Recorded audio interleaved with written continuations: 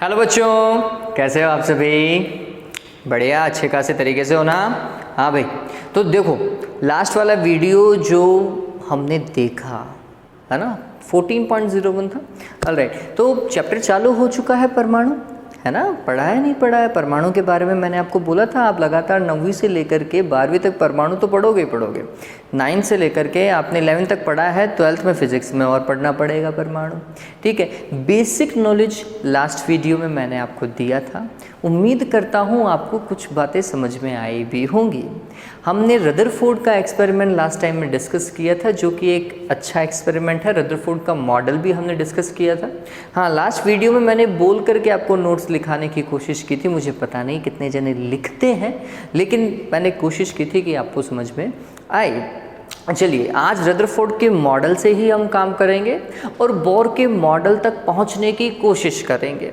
लेकिन रदरफोर्ड के मॉडल में और क्या क्या चीज़ें हमें पता होनी चाहिए उसके बारे में भी एक नज़र डाल लेंगे। ठीक है, चलिए तो आज का वीडियो चालू करते हैं। मैं हूं प्रशांत माहेश्वरी और fun with physics YouTube channel पे आप सभी का स्वागत है। रदरफोर्ड मॉडल को आज अपन और अच्छे तरीके से डिस्कस करेंगे और इसकी कमियों को पढ़ने की कोशिश करेंगे। ओके, चलिए। ओके, देखिए तो रदरफोर्ड मॉडल के अंदर जो चीज़ें एक बार रिकॉल कर लेते हैं कि हमने क्या क्या पढ़ा था। तो उस मॉडल के अंदर सबसे पहली चीज़ थी कि जो परमाणु होता है उसका अधिकांश भाग खोखला होता है। रदरफोर्ड मॉडल में हमने एक पढ़ा था, परमाणु का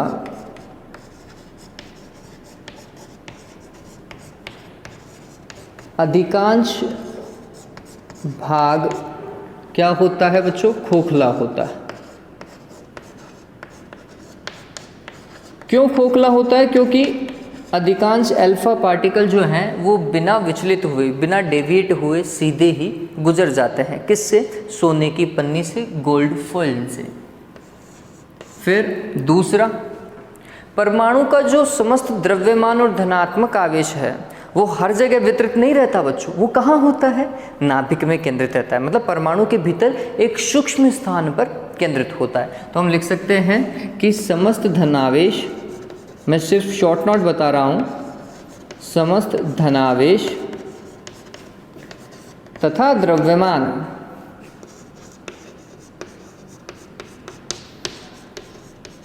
परमाणु के भीतर एक अत्यंत सूक्ष्म स्थान पर केंद्रित होता है।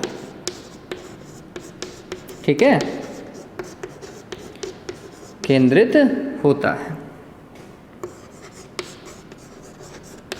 जिसे क्या कहते हैं बच्चों? नाभिक कहते हैं। नाभिक कहते हैं। तो ये थोड़ा सा ध्यान में रखिए बच्चों कि नाभिक की खोज किसने की थी? रदरफोर्ड ने की थी। और ये जो अल्फा और बीटा पार्टिकल, जो कि आप नाभिक जो नेक्स्ट चैप्टर है उसमें पढ़ेंगे, अल्फा किरणें, बीटा किरणें, ये पढ़ेंगे। ठीक है, इनकी भी खोज करने वाले वैज्ञानिक कौन है? रदरफोर्ड ही है। ये बात ध्यान में रखिएगा। फिर तीसरा पॉइंट, नाभिक के आकार के बारे में उन्होंने डिस्कस किया कि नाभिक का आकार जो है वो परमाणु के आकार की तुलना में लगभग 10,000 से 1,00,000 गुना छोटा होता है। तो मैं लिख देता हूँ, नाभिक का आकार, ठीक है, क्या होगा? 1/10⁵, 1,00,000 गुना कम कर रहा हूँ। किससे? परमाणु के आकार से। ठीक है, ये वाला बताया। और उन्होंने ये बताया कि इलेक्ट्रॉन जो है वो वृत्ताकार कक्षाओं में क्या करता है? चक्कर लगाता है। ठीक है, तो इलेक्ट्रॉन स्थिर नहीं होता है ना। नाभिक के चारों ओर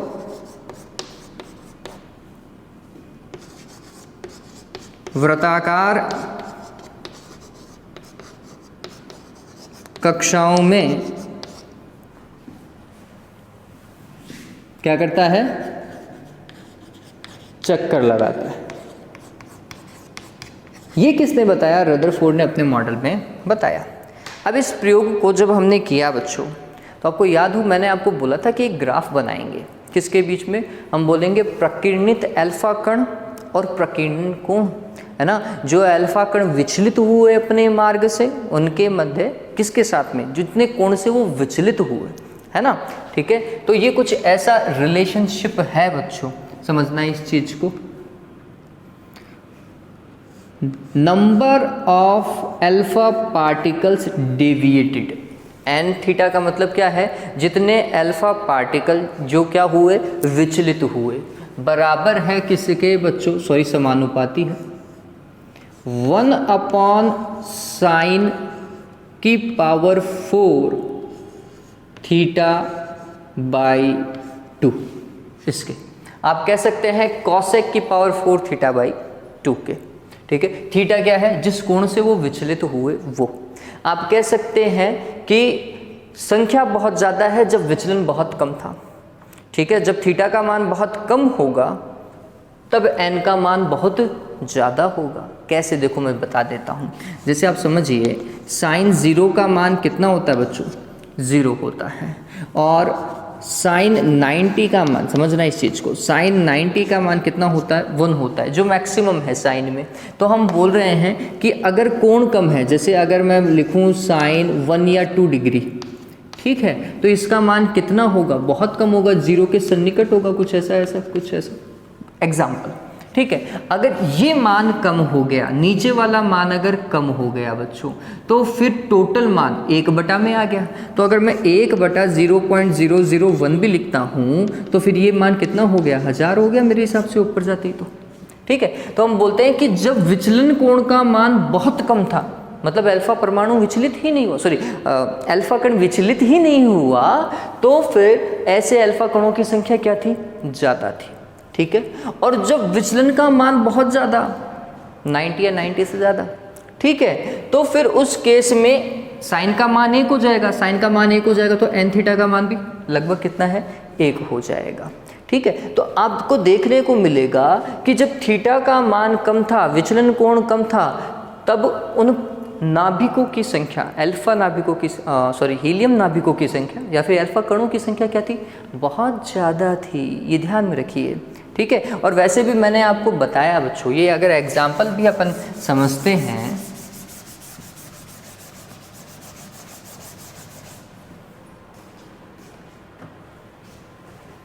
अगर हम इसे ऐसा समझें तो आपको पता होना चाहिए कि 20,000 में से अधिकांश अल्फा पार्टिकल, 20,000 में से लेट सपोज करो मैं मान लेता हूँ 19,500, ठीक है, ये 19,500 तो बिना विचलित हुए या सीधे निकल गए, तो इनके लिए थीटा का मान कितना, लगभग 0, 1, 2, 3 इसके आसपास में, 0 के आसपास में इतना डिग्री था। ठीक है, उन 500 में से 450 मान लेते हैं थोड़े से ज़्यादा कोण से, 10, 20, 30 डिग्री से, एग्जाम्पल ले रहा हूँ बच्चों, एग्जैक्ट फिगर नहीं है। ठीक है, और फिर वो 50 बचे, और 50 में से 1 या 2 ऐसे होंगे जो कि कितने डिग्री के कोण से, 180 या फिर 90 से ज़्यादा के कोण से क्या हुए होंगे, विचलित हुए होंगे। तो आप देखेंगे कि विचलित होने वाले की संख्या जब कम थी तब कोण बहुत ज़्यादा था। ठीक है, और जब ये एन परमाणु की संख्या बहुत ज़्यादा है तो फिर विचलन कोण बहुत कम था। ठीक है, दोनों एक दूसरे के क्या हैं, व्युत्क्रमानुपाती के सीन में चल रहे हैं। तो फिर ये ग्राफ कैसा जाना चाहिए, तो सिंपल सा है, कैसा जाएगा भाई, ओ मेरे को इसको बोर्ड को इससे साफ नहीं करना चाहिए था, गलती। चलिए, तो फिर ये क्या होगा, तो समझिए एन थीटा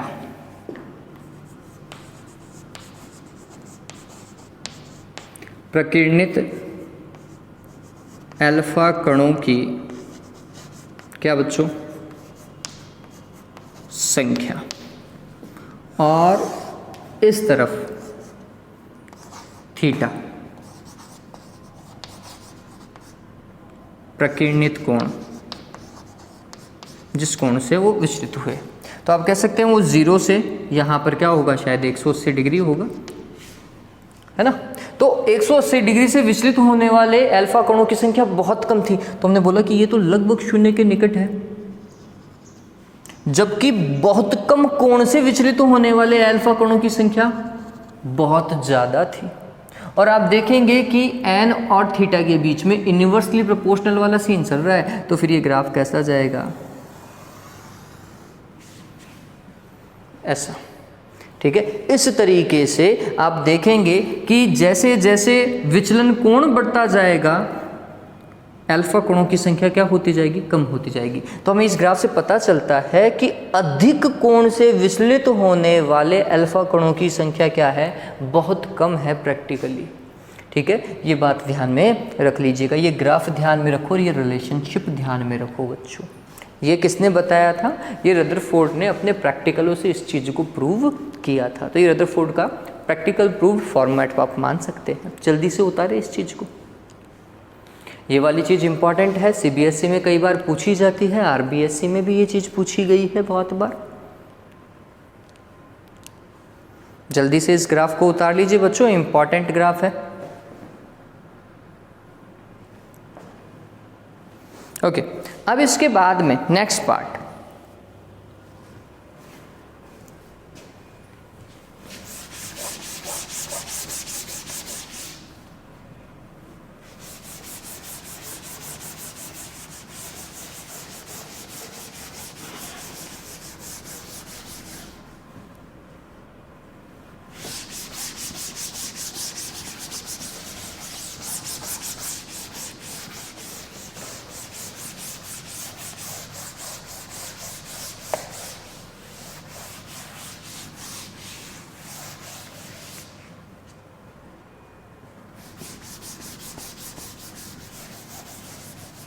रुके एक बार।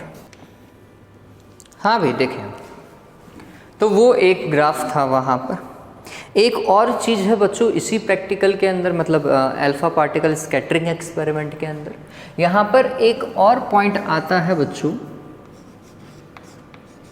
प्राचाल संघट्ट।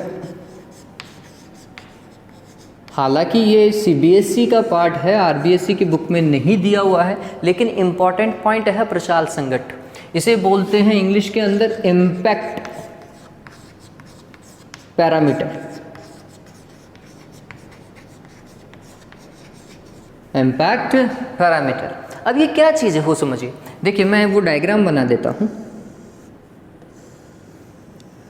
ये नाभिक, और लास्ट टाइम एक बच्चे ने पूछा था सर नाभिक में आपने धनात्मक आवेश क्यों प्रदर्शित कर दिया, नाभिक तो क्या है उदासीन होता है। नहीं बच्चों, उदासीन कैसे होगा, नाभिक प्रोटॉन और न्यूट्रॉन से मिलकर के बना होता है।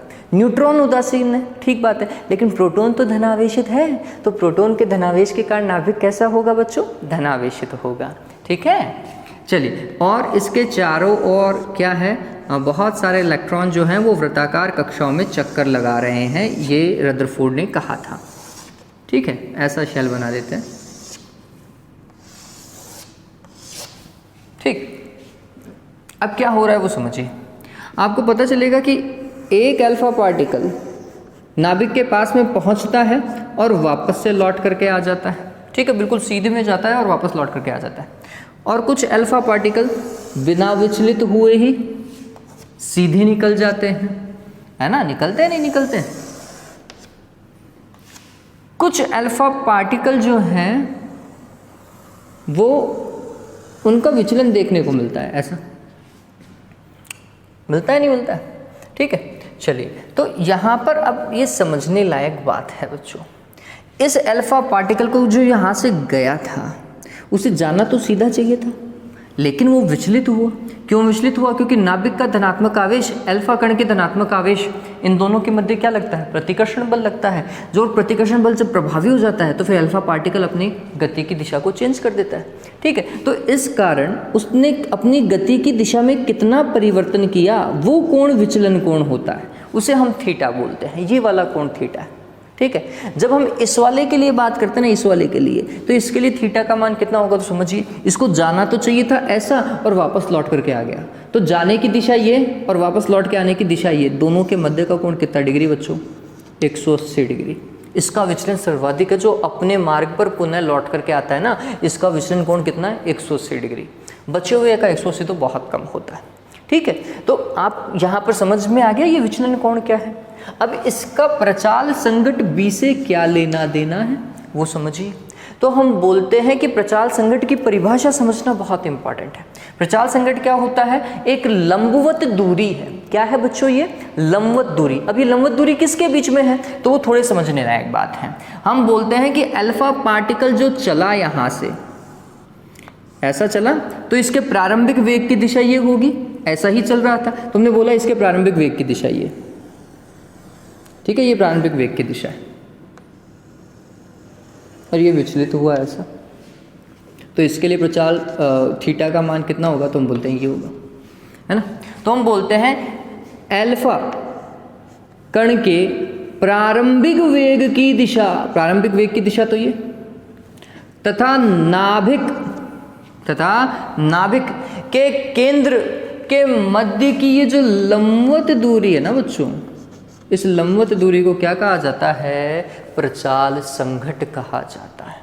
किस किस के बीच की है, अल्फा कण जो उसने शुरुआत में चल रहा था ना, उसके शुरुआती वेग की दिशा की, उसका शुरुआती वेग की दिशा क्या थी, जब उसने प्रारंभ किया था चलना बिस्मित परमाणु से या बिस्मित रेडियो एक्टिव पदार्थ से, जब उसने चालू किया था चलना, तब उसके वेग की दिशा क्या थी, ठीक है, उस वेग की दिशा, ठीक है, तो जो कि ऐसी है, ऐसी बताएंगे हम, ठीक। तथा नाभिक के केंद्र के मध्य की ये जो लंबवत दूरी है, इसे क्या कहा जाता है बच्चों, प्रचाल संघट कहा जाता है। चलो मैं लिख देता हूं परिभाषा।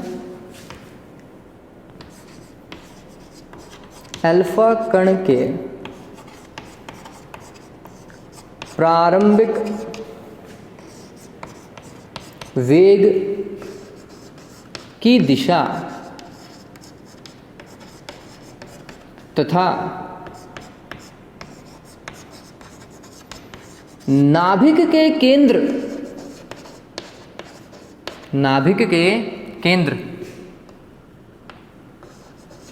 के मध्य लंबवत दूरी ही प्रचाल संघट कहलाती है। ठीक है, चलिए ये प्रचाल संघट हुआ। अब अगर मैं बेसिक सी ही बात करूं, इसका फॉर्मूला नहीं लिखूं, हालांकि अपन फॉर्मूला लिखेंगे, बुक्स में नहीं दिया हुआ होता, शायद सीबीएसई की बुक में भी लिखा हुआ तो नहीं होगा फॉर्मूला, लिखा होता तो भी कोई दिक्कत नहीं, अपन तो डिस्कस करेंगे ही। तो ये प्रचाल संघट देखिए, समझना इस चीज को, जो सीधा ही निकल रहा है, ऐसा बिना विचलित हुए निकल रहा, ऐसे ही आया था और ऐसे ही निकल गया, तो इसको जाना भी इसी दिशा में था, मतलब इसके प्रारंभिक वेग की दिशा भी ये थी, ठीक है, और ये गया भी ऐसे ही, तो ये विचलित तो हुआ ही नहीं, विचलित नहीं हुआ तो फिर इसके थीटा का मान कितना डिग्री, 0।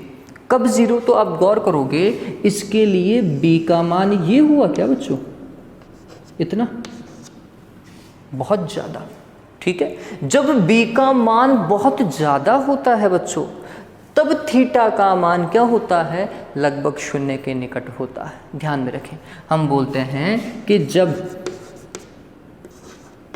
थीटा का मान 0 अथवा 0 के निकट होता है, तब प्रचाल संघट b का मान क्या होता है बच्चों, अत्यधिक होता है। बात समझ में आई क्या? b का मान कब अधिक होगा, जब वो विचलित ही नहीं होगा, और जब वो विचलित हुआ देखो अपने कोण से ऐसा, तब b का मान कम हुआ, ठीक है। और जब हम और ज्यादा विचलन को प्रदर्शित कर रहे हैं, तब b का मान और कम हो जाएगा। और यहाँ पर देखो b का मान, देखो यहाँ पर इस वाले केस के लिए समझना, ये ऐसा गया तो प्रारंभिक वेग की दिशा ये, और नाभिक का केंद्र भी ये, ठीक है। तो हम बोल रहे हैं कि प्रारंभिक वेग की दिशा और नाभिक का केंद्र एक ही लाइन में आ रहे हैं। बताओ भाई b का मान कितना हो गया, जल्दी से बताओ, प्रचाल संघट का मान कितना हो। अरे बताओ बच्चों, प्रारंभिक वेग की दिशा ऐसी और नाभिक का केंद्र भी है, तो प्रारंभिक वेग की दिशा और नाभिक के केंद्र के बीच में दूरी हुई नहीं, वो तो उसी लाइन पर आ गया। ठीक है, तो b का मान कितना हो गया 0, और जब b का मान 0 था तो ये कण तो लौट करके आ गया। उस केस में प्रचाल संघट का मान अधिकतम 180 डिग्री होता है। ठीक है, ये बात ध्यान में रखना। तथा जब थीटा बराबर कितना 180 डिग्री, मतलब अल्फा पार्टिकल जो है वो वापस लौट करके आ रहा है अपनी दिशा में, तब b का मान, प्रचाल संघट का मान क्या होता है बच्चों, 0 होता है। ध्यान में रखेंगे ये चीज। ठीक है, अब अगर b का फॉर्मेट भी देखा जाए, देखो इस b का फॉर्मूला लिख देता हूं मैं। b का फॉर्मूला जो है वो कुछ ऐसा दिया हुआ होता है कि ZE² cot थीटा बाई 2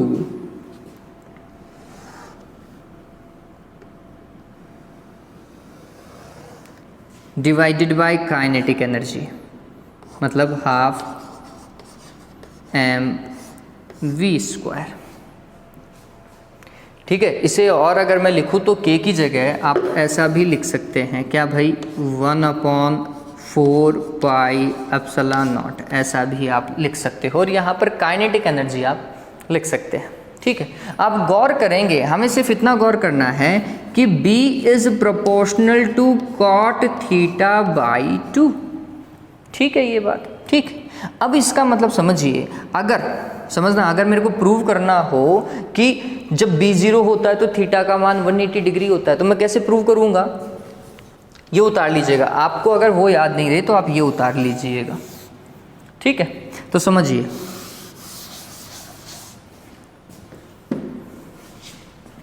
समझना, हम प्रूव कर रहे हैं कि विचलन कोण का मान 180 डिग्री होगा अगर b 0 हो जाए। तो हमने बोला यदि, समझना, b बराबर 0 है, तो b अगर 0 है तो इनमें से कौन सी क्वांटिटी 0 होगी, तो हम बोलते हैं z परमाणु क्रमांक 0 नहीं होता, इलेक्ट्रॉन का आवेश 0 नहीं होता, 4π तो 0 हो ही नहीं सकता, ε0 एक नियतांक है, 0 नहीं हो सकता, ये 0 नहीं होगा, द्रव्यमान 0 होगा नहीं, वेग तो वैसे ही 0 नहीं है क्योंकि अल्फा पार्टिकल तो चल रहा था।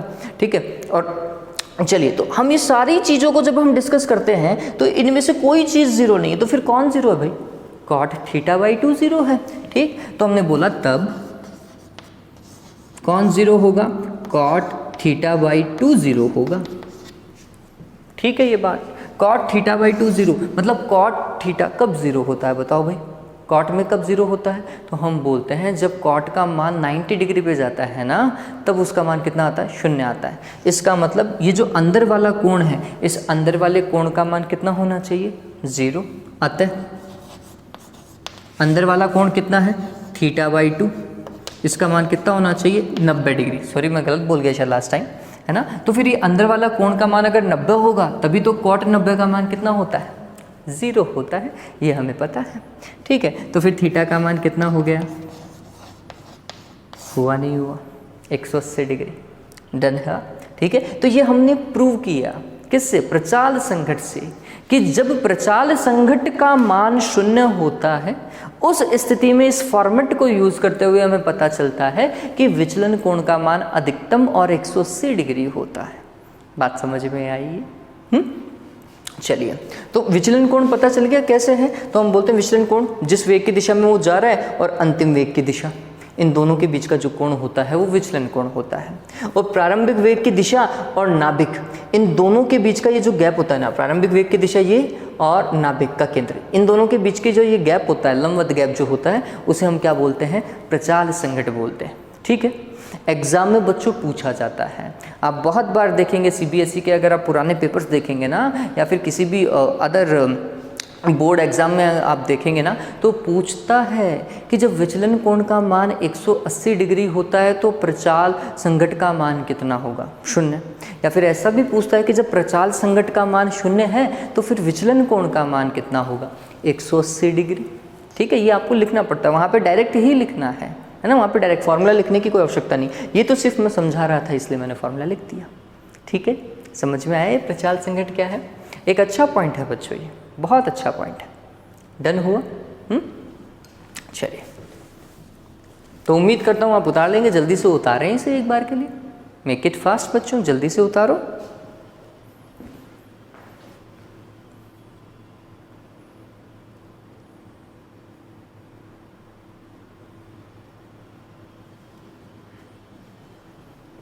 उतार लिया? सिंपल था बच्चों, वो तो मेरे साथ में उतार लिया होगा आपने, है ना? Okay,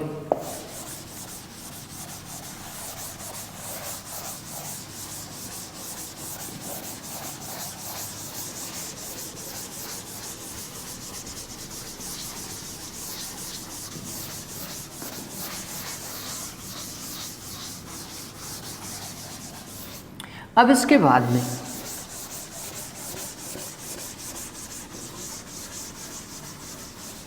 distance of closest approach,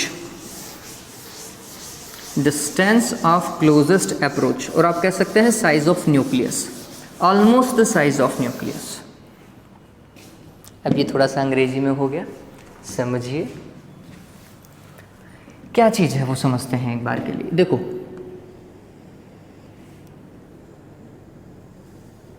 ये नाभिक है और नाभिक का केंद्रीय मान लेता हूं। ये क्या है बच्चों? नाभिक। नाभिक में धनावेश होगा, और मैं उसी अल्फा पार्टिकल की बात कर रहा हूँ जिसके लिए बी का मान 0 था, मतलब जो 180 डिग्री से विचलित हुआ। वो अल्फा पार्टिकल ऐसा आया और ऐसा वापस लौट के चला गया।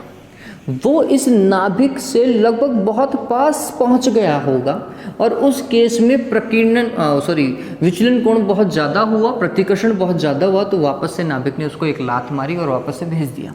ठीक है, तो अब गौर कीजिए, ये जो जहाँ तक वो नाभिक के बिल्कुल पास में पहुँच गया, यहाँ तक पहुँचा, और ये नाभिक का केंद्र, इन दोनों के बीच की ये जो दूरी है ना, इसे R0 लिखा जाता है। क्या बोलते हैं इसको? R0। और यही क्या है? डिस्टेंस ऑफ क्लोजेस्ट अप्रोच है। ये स्मॉल R0 है बच्चों, बहुत छोटा लिखा है मैंने, शायद नहीं दिखाई दे। किस किस के बीच की दूरी है? ये जो नाभिक का केंद्र है वो, और अल्फा पार्टिकल जितना उसके पास पहुंच गया, नाभिक के पास पहुंच गया, उनके बीच की ये जो दूरी है इसे R0 कहेंगे। ठीक है, अब यहाँ पर हमें ये R0 ही कैलकुलेट करना है। इसे ही हम क्या बोलते हैं? डिस्टेंस ऑफ क्लोजेस्ट अप्रोच, नाभिक के पास पहुँचने पर न्यूनतम दूरी। ठीक है, तो मैं लिख सकता हूँ,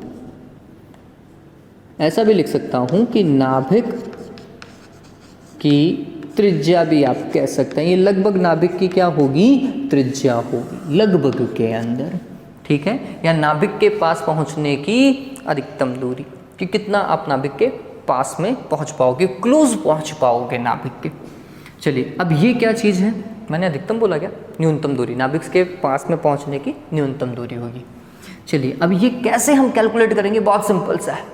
देखिए, यहाँ से जब हम अल्फा पार्टिकल को फेंक रहे थे, तो अल्फा पार्टिकल के पास में सारी की सारी एनर्जी किस में थी बच्चों? काइनेटिक एनर्जी में थी। और जैसे ही ये अल्फा पार्टिकल यहाँ पर पहुँचता है, इसको एकदम से ब्रेक लगता है, ये कुछ क्षण के लिए रुका भी होगा और फिर लौट करके वापस आया भी होगा। लेकिन जब ये कुछ क्षणों के लिए यहाँ पर रुका होगा, वो चाहे क्षण बहुत ही कम हो, ये रुका तो था। ठीक है, अगर ये रुका था तो इसका मतलब है इसकी संपूर्ण गतिज ऊर्जा इस निकाय की स्थितिज ऊर्जा में क्या हो गई? कन्वर्ट हो गई। तो यहाँ पर वो सारी एनर्जी किस में? पोटेंशियल एनर्जी में कन्वर्ट हो जाती है। किसकी पोटेंशियल एनर्जी? अल्फा पार्टिकल और नाभिक से बने निकाय की पोटेंशियल एनर्जी में क्या हो जाती है? कन्वर्ट हो जाती है, ऊर्जा संरक्षण के नियम से। ये नियम तो लगा ही सकते हैं, इसका तो कोई तोड़ है ही नहीं। ठीक है, तो हमने लिखा, समझना है इस चीज को। हम क्या लिख रहे हैं? फॉर्मूला इंपॉर्टेंट है जो बनने वाला है, क्योंकि उसके ऊपर न्यूमेरिकल डायरेक्ट दिया हुआ है ना। चलिए, वो कैसे कैलकुलेट करेंगे वो समझिए। तो हम बोलते हैं, जब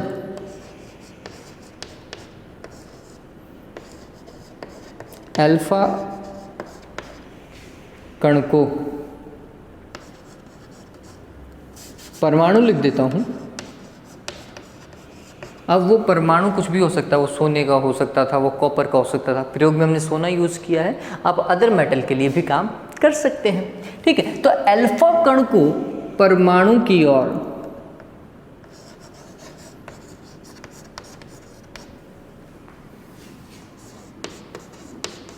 गति कराने पर प्रारंभिक गतिज ऊर्जा, उसकी गतिज ऊर्जा कितनी थी? तो हमने बोला उसकी काइनेटिक एनर्जी जो थी वो थी हाफ अल्फा परमाणु का द्रव्यमान v और उसका वेग था mv²। यहाँ पर वेग v जो है वो अल्फा परमाणु का वेग है, सॉरी अल्फा कण का वेग है, परमाणु नहीं बोलेंगे, अल्फा कण का वेग है। ठीक है, फिर नाभिक तथा अल्फा कण से निर्मित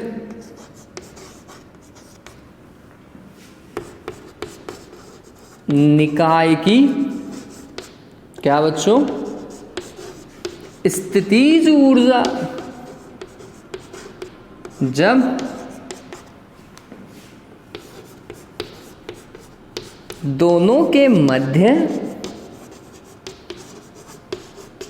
दूरी कितनी थी? r0 थी। हाँ भाई, दो आवेशों के मध्य स्थितिज ऊर्जा क्या होती है? एक तो नाभिक का आवेश Ze होगा और अल्फा कण का आवेश कितना होगा? 2e। क्या होगा? प्लस का 2e। पता चल रहा है ना? ये बच्चे अभी भी कंफ्यूज हो रहे हैं कहीं कि सर अल्फा कण का जो आपने है वो आवेश कैसे 2e लिख दिया? कितनी बार समझाऊं? हीलियम का नाभिक, हीलियम के नाभिक में 2 ही प्रोटॉन है, 2 ही न्यूट्रॉन है, न्यूट्रॉन के पास में कोई आवेश नहीं होता, प्रोटॉन के पास में आवेश होता है, तो 2 प्रोटॉनों के आवेश के बराबर। अब एक प्रोटॉन का आवेश और इलेक्ट्रॉन का आवेश तो बराबर होता है, तो हम बोलते हैं या तो 2 प्रोटॉनों का आवेश लिखो या 2 इलेक्ट्रॉनों का आवेश लिखो, परिमाण में तो दोनों क्या है? बराबर है। पूरी बात को सुने, ठीक है। चलिए, तो हम यहाँ पे समझने लायक बात है। तो उस केस में हम बोलेंगे कि ये जो स्थितिज ऊर्जा है वो कितनी होगी? k q1 q2 divided by r, यही तो होती है। r की जगह r0 लिखेंगे, q1 की जगह नाभिक का आवेश वो Ze था, q2 की जगह अल्फा का आवेश लिखेंगे जो 2e है। ठीक है, देखिए तो स्थितिज ऊर्जा पोटेंशियल एनर्जी उस केस में क्या होगी? हमने लिख देना है k, और k की जगह 1/4 पाई एप्सिलॉन नॉट लिख लूँ क्या? कोई दिक्कत ही नहीं होनी चाहिए। ठीक है, फिर q1 की जगह क्या लिखूंगा बच्चों? Ze। समझ में आ रहा है ना ये? ठीक है, q2 की जगह क्या? अल्फा का आवेश जो है 2e बटे दोनों के मध्य की दूरी r0। ठीक है, थोड़ा तरीके से लिख देते हैं। आप चाहें तो इसे k लिख सकते हैं, मुझे कोई इशू नहीं है। बस k मैं इसलिए नहीं लिख रहा हूँ क्योंकि गतिज ऊर्जा का भी तो k ही चल रहा था, इसलिए मैंने नहीं लिखा, अदरवाइज मैं भी k लिख देता। अब उम्मीद करता हूँ समझ में आ गया होगा ना? तो ये 1/4 पाई एप्सिलॉन नॉट, और फिर यहाँ पर लिखो 2 आगे लिखो z और e²। बहुत सारे बच्चे बस इस 2 की जगह गलती कर जाते हैं और सबका सही रहता है। डिवाइडेड बाय क्या बच्चों? r0 हो गया ये। और इस स्थिति में गतिज ऊर्जा जो है निकाय की स्थितिज ऊर्जा के क्या होनी चाहिए? बराबर होनी चाहिए। तो हमने क्या लिखा? ऊर्जा संरक्षण के नियम से। किससे? ऊर्जा संरक्षण के नियम से। ठीक है, ऊर्जा संरक्षण का नियम लगाओ। ऊर्जा संरक्षण का नियम बोलता है वो जो गतिज ऊर्जा थी ना, क्या भाई मैं k लिख देता हूँ, काइनेटिक एनर्जी के। ठीक है, समझ में आ जाएगा ये। वो गतिज ऊर्जा किसके बराबर होगी? पोटेंशियल एनर्जी के। पोटेंशियल एनर्जी कितना? 1/4 pi epsilon not 2Ze² divided by क्या? r0। तो फिर r0 की वैल्यू क्या होगी बच्चों? ये गतिज ऊर्जा नीचे चला जाएगा, r0 इधर आ जाएगा। बस इतना ही तो था। 4 pi epsilon not 2Ze² divided by kinetic energy. आप चाहें तो काइनेटिक एनर्जी की जगह हाफ mv² लिख सकते हैं। बात समझ में आई क्या? ठीक है, आप ये भी कह सकते हैं कि अगर गतिज ऊर्जा बहुत ज़्यादा होगी तो अल्फा परमाणु ज़्यादा पास पहुँचेगा। किसके? नाभिक के। ठीक है ये बात। चलिए, तो इस फॉर्मूले का उपयोग करके उन्होंने नाभिक की लगभग त्रिज्या निकाल ली थी कि इतनी आनी चाहिए नाभिक की त्रिज्या। ठीक है, उम्मीद करता हूँ ये समझ में आया होगा। जल्दी से उतारो इस चीज़ को, मेक इट फास्ट। ये समझ में आया ना। एक बार हमने क्या निकाला, गतिज ऊर्जा निकाली, एक बार हमने स्थितिज ऊर्जा निकाली, ऊर्जा संरक्षण का नियम लगाया और फिर दोनों को क्या किया, बराबर रख दिया। और क्या किया था? ठीक है, जल्दी से उतारे इसे।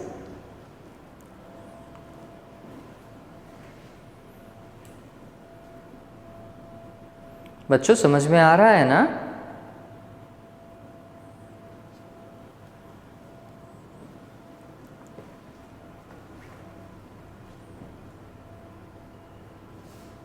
सिंपल है ये चीज़, बहुत ज़्यादा सिंपल है बच्चों। बस एक बार आपको क्या करना है, ट्राई करना है ना। अगर आप थोड़ा सा भी ट्राई करोगे तो ये चीज़ तो समझ में आएगी ही आएगी। ठीक है, हो गया।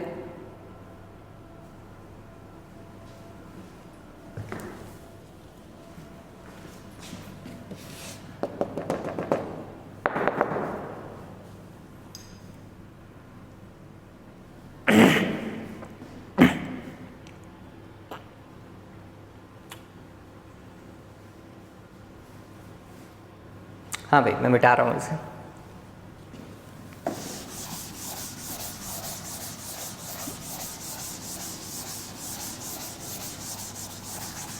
तो इस प्रकार से distance of closest approach to nucleus को कैलकुलेट किया गया कि कोई अल्फा कण जो है वो नाभिक के कितना पास पहुंच सकता है।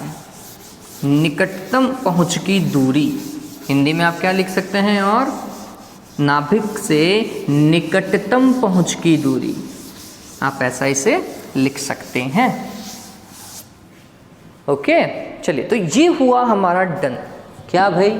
अल्फा और रदरफोर्ड का प्रैक्टिकल जो उसने अल्फा पार्टिकल स्कैटरिंग एक्सपेरिमेंट किया था।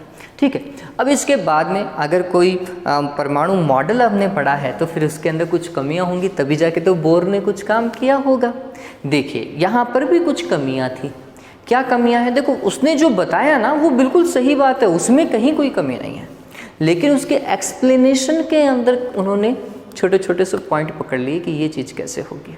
ठीक है, तो वो क्या पॉइंट था वो समझिए। तो सबसे पहला ये आप लिखेंगे ड्रॉबैक ऑफ रदरफोर्ड मॉडल, है ना। रदरफोर्ड के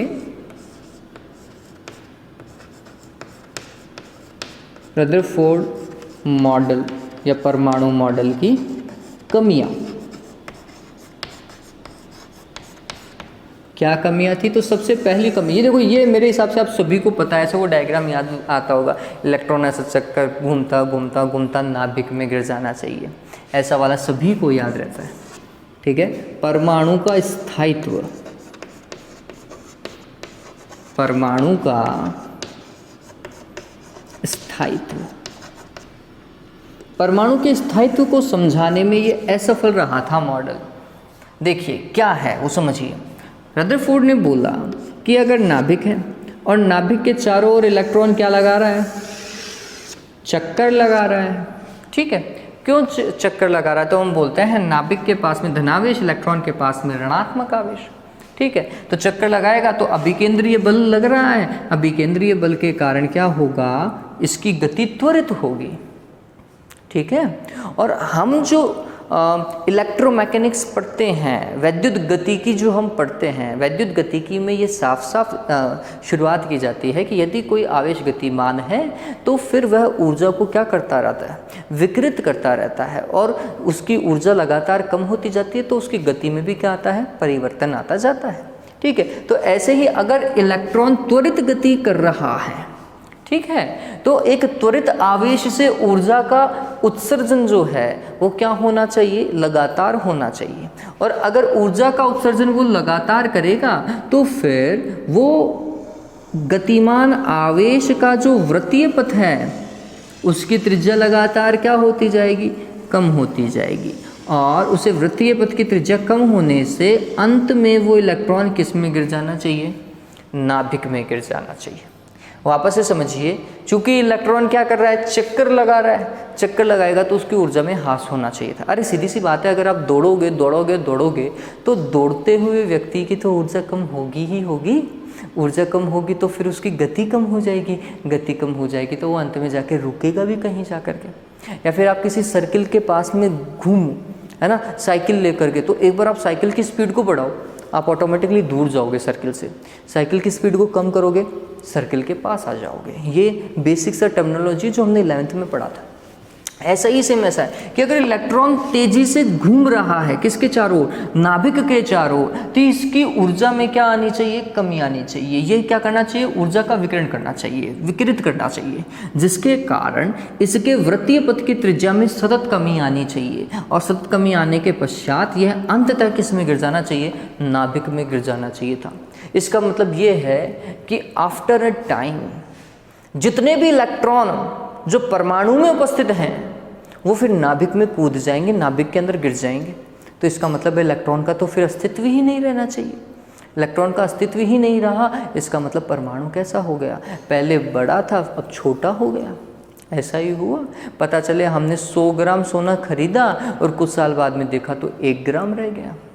ऐसा ही हुआ, आकार छोटा छोटा छोटा छोटा छोटा छोटा छोटा होते हुए 1 ग्राम रह गया। ठीक है, ये तो शौक लग जाएगा। ठीक है, तो ऑल राइट, ऐसा होता नहीं है, जितना खरीदा था उतना ही रहता है ना। चलो, तो ऐसा होता नहीं है, परमाणु स्थायी होता है, ये बिल्कुल सत्य बात है। और ये मॉडल फिर क्या बोल रहा है, इसके अकॉर्डिंग तो अस्थायी हो जाएगा परमाणु, जो कि वास्तविकता है नहीं। तो ये परमाणु के स्थायित्व को नहीं समझा सका। मेरी बात को समझिए, यहाँ पर हम क्या बोल रहे हैं कि इलेक्ट्रॉन जो है वह वृत्ताकार पथ में अभिकेंद्रीय बल के कारण त्वरित गति करता है। ठीक है, ये रदरफोर्ड ने बोला है, तो हमने लिखा, समझना, रदरफोर्ड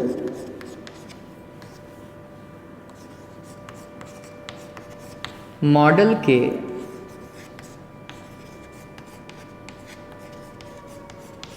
अनुसार क्या भाई,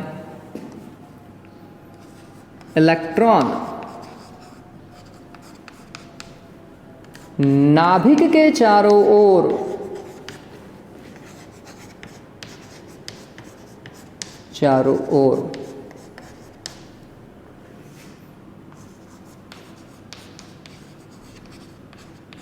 अभिकेंद्रीय बल के कारण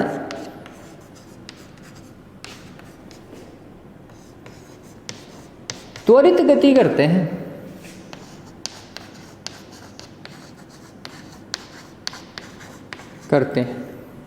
एवं अब अगर ऐसा है तो फिर हमारा क्या लॉजिक था भाई, हमारा ये लॉजिक था कि स्थिर गति की या सॉरी वैद्युत गति की एवं वैद्युत गति की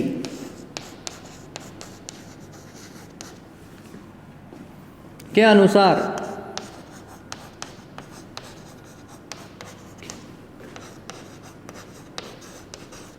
त्वरित आवेश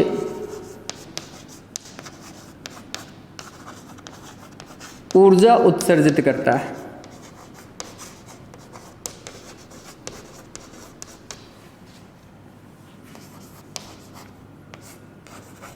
अतः इलेक्ट्रॉन भी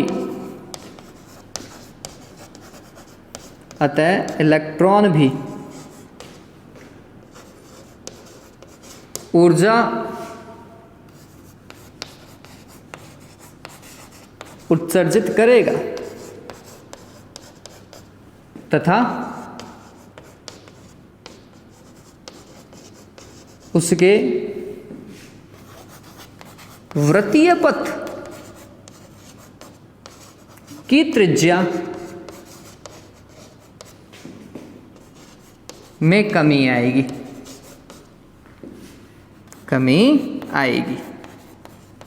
और वृत्तीय पथ की त्रिज्या में कमी आएगी तो वो अंत में कहाँ जाएगा, नाभिक में। वह अंततः यह नाभिक में गिर जाना चाहिए, नाभिक में गिर जाना चाहिए। और अगर नाभिक में गिर जाएगा तो क्या होगा बच्चों, बताओ भाई क्या होगा, नाभिक में गिर जाएगा तो फिर परमाणु अस्थायी हो जाएगा। अतः परमाणु अस्थायी होगा। अब क्या लिखोगे, जबकि वास्तविकता में परमाणु स्थायी होता है। अतः यह मॉडल परमाणु के स्थायित्व की व्याख्या करने में क्या रहा, असफल रहा। बात समझ में आई? उतारो इसे जल्दी से, जिन्होंने नहीं उतारा मेरे साथ में वो उतार लें। 1 मिनट का टाइम दे रहा हूँ। 1 मिनट वैसे ज़्यादा है ना?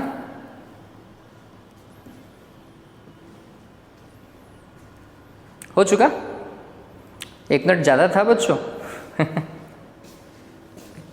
चलिए, ऑल राइट, ओके, तो कंप्लीट हो गया ना?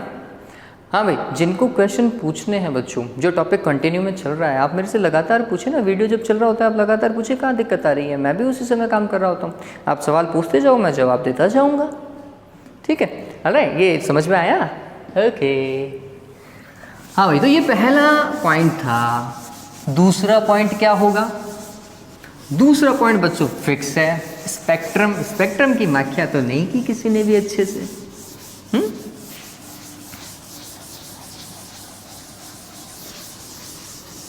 अब देखो स्पेक्ट्रम की व्याख्या कैसे समझिए। पहला पॉइंट तो था परमाणु का स्थायित्व, जो नहीं समझा पाया।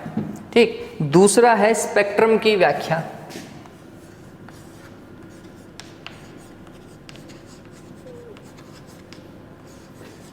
स्पेक्ट्रम की व्याख्या ये भी नहीं कर सका हूं। क्या है अकॉर्डिंग वो समझिए, रदरफोर्ड मॉडल। देखो अब हमें ये पता चल गया कि वैद्युत गतिकी के अनुसार इलेक्ट्रॉन क्या करना चाहिए था, ऊर्जा को उत्सर्जित करना चाहिए था। अब ये चूंकि ये लगातार गतिमान है तो इसकी ऊर्जा का उत्सर्जन भी लगातार होगा, मतलब सतत होगा। और ये जो ऊर्जा उत्सर्जित होती है बच्चों, वो किसके रूप में होती है? आंसर है क्या बच्चों? विकिरणों के रूप में होती है। ठीक है, तो फिर ये विकिरणें भी क्या होनी चाहिए? लगातार निकलनी चाहिए, प्रत्येक क्षण निकलनी चाहिए इलेक्ट्रॉन से। ऐसा ही होगा। अगर ऐसा है तो फिर ये जो स्पेक्ट्रम बनेगा परमाणु का, वो कैसा होगा बच्चों? लगातार वाला होगा, सतत वाला होगा, क्योंकि ऊर्जा के उत्सर्जन और ऊर्जा के अवशोषण से ही स्पेक्ट्रम प्राप्त होता है। ये बात ध्यान में रखें। ठीक है, तो इस केस के अंदर क्या होगा? ये जो स्पेक्ट्रम बनेगा बच्चों, वो स्पेक्ट्रम सतत होगा। क्यों? क्योंकि ऊर्जा का उत्सर्जन भी लगातार क्या हो रहा है? सतत ही हो रहा है। तो इस मॉडल के अनुसार परमाणु स्पेक्ट्रम बच्चों सतत होना चाहिए, जबकि वास्तविकता में ये सतत नहीं, कंटिन्यूस नहीं होता। ये स्पेक्ट्रम कैसा होता है बच्चों? लीनियर होता है। लाइन स्पेक्ट्रम आपने 11th में पढ़ा होगा केमिस्ट्री में। ऐसे लाइनें बनाते हो हाइड्रोजन परमाणु के स्पेक्ट्रम में, है ना, लाइमन, बामर, पाश्चन बनाते हो और उनमें बहुत सारी लाइनें खींचते हो आप ऊपर से नीचे की ओर। खींचते हो नहीं खींचते हो, ऐसा ही करते हैं। चलिए, तो परमाणु का वास्तविक स्पेक्ट्रम कैसा होता है? लाइन स्पेक्ट्रम होता है, रेखिक स्पेक्ट्रम होता है, जबकि इस मॉडल के अनुसार वो कैसा होना चाहिए? सतत स्पेक्ट्रम होना चाहिए था। ठीक है, तो फिर हम लिखेंगे इस मॉडल के अनुसार,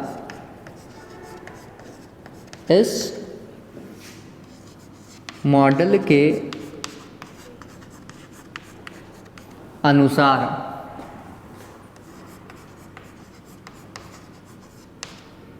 परमाणु का स्पेक्ट्रम या परमाणुीय स्पेक्ट्रम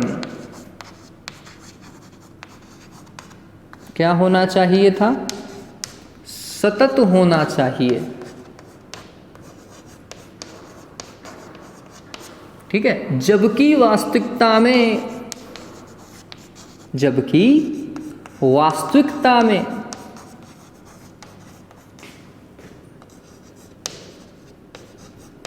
यह सतत नहीं होता। ठीक है, तो फिर कैसा होता है वो भी लिख दीजिए। परमाणुीय स्पेक्ट्रम क्या होता है बच्चों? रेखिक होता है, लाइन स्पेक्ट्रम होता है। ठीक, चलिए, तो ये परमाणु स्पेक्ट्रम के बारे में बात हो गई। अब इसके बाद में तीसरा पॉइंट, हालांकि ये कम ही लिखते हैं। देखिए, जब ये स्पेक्ट्रम को नहीं समझा पाया तो स्पेक्ट्रमी रेखाओं की तीव्रता भी इस मॉडल से नहीं समझा सकते। स्पेक्ट्रमी रेखाओं की जब तीव्रता ही नहीं आई तो हम फिर जीमान इफेक्ट और स्टॉक इफेक्ट को भी इसके द्वारा नहीं समझा सकते। ये क्या है स्टॉक इफेक्ट और जीमान इफेक्ट? तो हम बोलते हैं जब हमें लाइन स्पेक्ट्रम मिलता है ना, तो उस स्पेक्ट्रमी रेखाओं को जब चुंबकीय क्षेत्र आरोपित करके अध्ययन किया जाता है तो एक जो स्पेक्ट्रमी रेखा है वो भी बहुत सारी छोटी छोटी रेखाओं में टूट जाती है, इसे बोलते हैं विपाटन, है ना। स्पेक्ट्रमी रेखाओं का छोटी छोटी रेखाओं में टूट जाना होता है क्या बच्चों, विपाटन। स्पेक्ट्रमी रेखाओं का विपाटन, टूट जाना, ठीक है। ये स्प्लिटिंग ऑफ स्पेक्ट्रमी लाइंस जो है ना, इस चीज़ को नहीं समझा सकता, क्योंकि ये पहले रेखिक स्पेक्ट्रम को ही नहीं समझा पाया, तो फिर उनको कैसे समझा पाएगा, वो तो दिक्कत ही है, ठीक। तो इस मॉडल की सहायता से ये आप और लिख सकते हो, इस मॉडल की सहायता से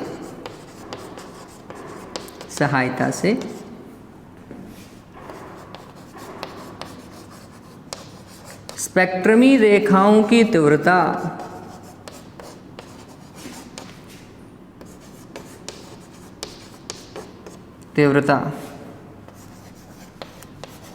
चुंबकीय क्षेत्र एवं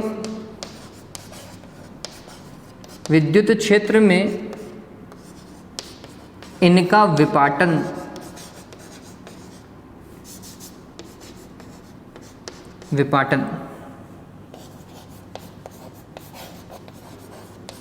आदि को नहीं समझाया जा सकता।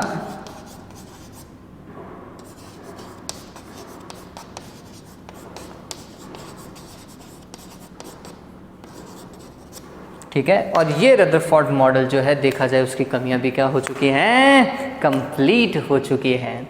तो कुल मिलाकर के यहाँ पे हमारा रदरफोर्ड मॉडल क्या हो जाता है बच्चों, कंप्लीट हो जाता है। ठीक है, चलिए तो उम्मीद करता हूँ ये आपको समझ में आया होगा। एक पर्टिकुलर क्वेश्चन था जो मेरे को कमेंट बॉक्स में दिखाई दिया, हालांकि मैंने वहाँ पर आंसर दिया था उसका, चलिए अब बता देता हूँ, जो कि लास्ट चैप्टर से रिलेटेड है। ये चीज़ तो मेरे साथ में उतारी होगी, मुझे उम्मीद है, इतने तो होशियार हो गए हैं आप। देखिए क्वेश्चन क्या था वो और बता देता हूँ।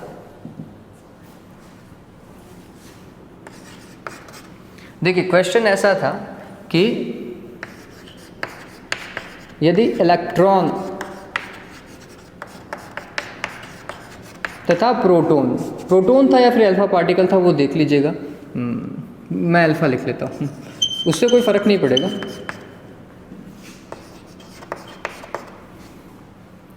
अल्फा कण की गतिज ऊर्जा समान हो,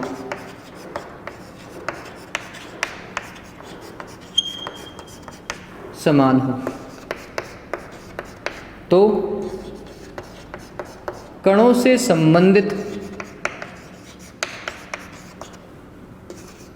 डी ब्रॉगली तरंगदैर्घ्य